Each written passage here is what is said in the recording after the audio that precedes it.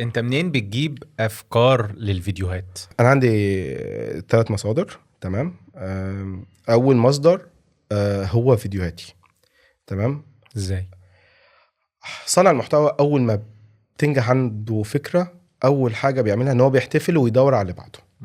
انما انت اول ما ينجح عندك فيديو لازم تسأل نفسك هو 3 نجح ليه أسئلة. وازاي نقدر نكرر النجاح؟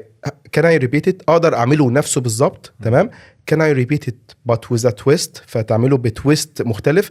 كان اي ريبيت بس بليفل اب بمستوى اعلى. فتسال نفسك ال3 اسئله دي، فهتلاقيني دايما الفيديوز بتاعتي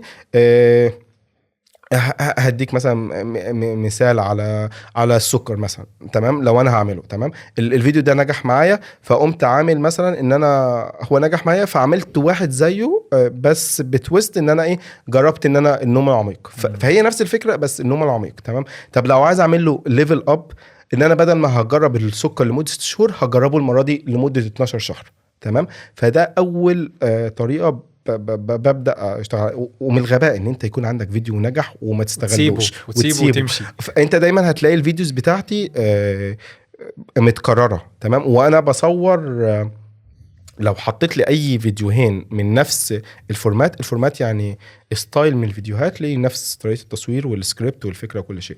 لو حطيت فيديوهين ليا جنب بعض هتلاقي شوت بشوت شبه بعض. تمام. لو حطيت مثلا فيديوهين من سلسله الربح من الانترنت هتلاقيني اول مشهد في كل فيديو وانا قاعد وماسك الموبايل وبسمع وبسمع. تمام. وبعد كده اقوم باصص ومنبهر. تمام. وبعد كده اقوم اجرب، وبعد كده احس ان انا هنجح. تمام. فانت لو حطيتهم الفيديوهات جنب بعض بتلاقيهم. دي حاجه اسمها الفورمات. فانا بدور على فورمات ناجحه عندي تكرر في الفيديوهات بتاعتي. وعشان تنجح ما تفكرش في افكار، فكر في فورمات. تمام.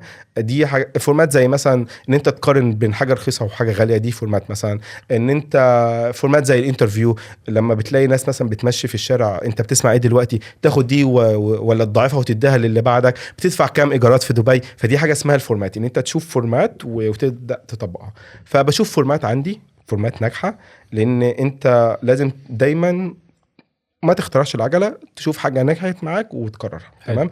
ما تعملش فكره وتدعي يا رب تنجح ولا لا. فاشوف عندي فيديوهات. تاني حاجه حاجات في نفس النيش بتاعي. تمام. اشوف مين اللي بيجرب تجارب وابدا اشوف ازاي اعملها بطريقتي انا. تمام. واشوف فورمات برضو، ما اشوفش افكار. وتالت حاجه ديفرنت نيشز، اللي هو النيش اللي هو جمهور مختلف يعني، او محتوى مختلف، مجال مختلف. تمام. فاشوف حد مثلا يعني برضو سلسله الربح من الانترنت ديت ده جايبها من مجال تاني. ان كان في حد بيشوف الفود بلوجر اللي بيبدا يقول المحل ده كويس روحوا كله عنده، او انا جربته، هو يروح يجربه وهو يروح يجربه ويقول هو كويس ولا لا. فاخدت الفكره من نيش تاني اللي هو طب انا عايز اشوف الناس اللي بتقول الطريقه دي هتربحك من الانترنت واروح اجربها، ولا اشوف نفسي هنجح ولا لا. فدول ال3 حاجات. ودايما عندي بنك افكار. يعني انا حاليا في البنك بتاعي انا بقسمه يعني حاطط على نوشن كده. عندي اول حاجه بتاعت البرين ستورمنج متقسمه ل3: نو وايدياز وسيلكتد. في السيلكتد فوق ال 700 فكره. ما شاء الله. ما شاء الله. في السيلكتد فوق ال 700 فكره. وده حاليا التيم مساعد فيه، بس انا كنت بعمل كده. كنت مخصص يوم السبت بالنسبه لي ده يوم الافكار. ما بعملش حاجه في حياتي غير ان انا بجيب ايديا جنريشن بس. تمام. ادي لي وقت كده مع نفسي، اقعد اجمع افكاري واكتبها على نوشن. بعد كده شويه كده على اليوتيوب اقعد ابحث واجيب هنفذها امتى، هنفذها ولا لا. ما بفكرش في الموضوع ده، ايدياز وبس. تمام. فاقعد يوم السبت ده، هو احنا عندنا في دبي سبت وحد اجازه. فاقعد يوم السبت ده اجيب كل افكاري. تمام. يوم الحد اختار فكره او 2 منهم هصورهم للاسبوع ده. تمام. وابدا اشتغل عليهم واكتب لهم السكريبت، وبعد كده باقي الاسبوع اصور. حاليا بقى عشان معايا الحمد لله التيم، فالتيم بيبدا هو بقى عارف محتواي، يجمع في كل الافكار، وبندخل ميتنج يوم السبت نتناقش فيهم هننفذ ايه مش هننفذ ايه. وابدا الحد بصور. دلوقتي بصور بس يوم الحد عشان شغال في حاجات تانية. يوم الحد ده بتاعي بس من اوله لاخره. بودي مراتي المول وابني الحضانه والبيت بتاعي بقعد اصور.